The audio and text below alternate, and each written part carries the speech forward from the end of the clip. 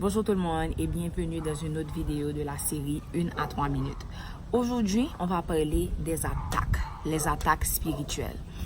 Est-ce que ça vous est déjà arrivé de décider de faire un changement positif, drastique dans votre vie ou bien d'abandonner quelque chose que vous savez qui n'était pas bon pour vous et puis maintenant pour décider de faire un progrès vers quelque chose qui est beaucoup plus positif, qui va transformer votre vie pour le mieux.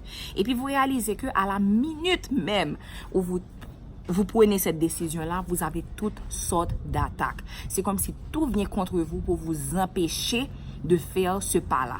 Et puis, vous avez l'impression que vous commencez à vous questionner, est-ce que c'est la bonne chose à faire? Est-ce que je dois juste bailler vague, etc. Eh bien, c'est de ça qu'on va parler aujourd'hui. Dans votre Bible, Éphésiens 6, verset 12 nous dit que quand nous n'avons pas à combattre contre la chair et le sang, lorsque vous connaissez votre ennemi, lorsque vous savez à quoi vous faites face, vous n'êtes pas facilement ébranlé et vous pouvez mieux vous préparer pour attaquer.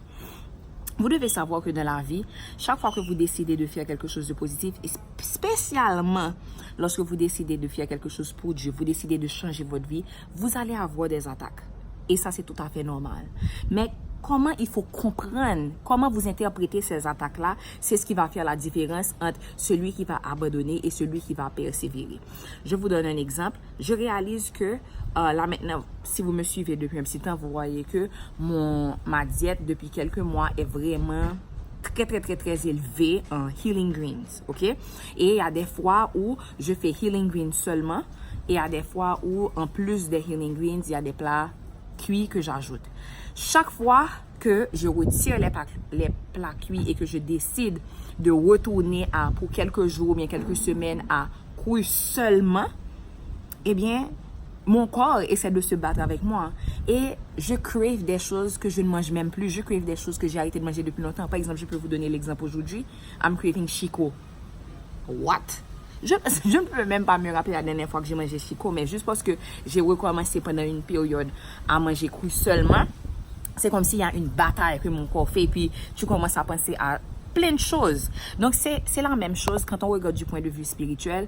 Quand vous essayez de faire un changement positif à votre vie, il va venir un esprit de confusion parce que l'ennemi essaie de nous faire être troublés. Mais ce que vous devez savoir, c'est que notre Dieu n'est pas un Dieu de confusion. Si tu sais que ce que tu fais est bon, si tu sais que tu es en train de marcher dans la bonne direction, tu n'as pas besoin de nourrir les autres distractions que tu vois venir.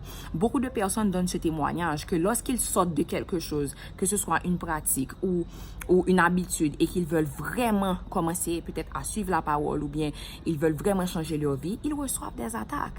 Ils reçoivent des attaques. Donc, est-ce que ça veut dire que, par exemple, si tu commences à aller au gym, tu n'as jamais fait de sport de ta vie, mais ça fait tellement longtemps, et puis maintenant tu décides de recommencer à aller au gym, et le premier jour, bien le deuxième jour, tout ton corps te fait mal, tu ne peux même pas marcher parce que tes muscles sont en train de travailler. Comment tu vas interpréter ça? Est-ce que tu vas interpréter ça comme « Ah, I guess it's just not for me » ou bien tu vas réaliser que parce que je suis en train de faire un changement positif, il y a une certaine résistance qui se fait. Parce que je suis en train de sortir de certaines habitudes que j'avais pour faire un changement complètement différent.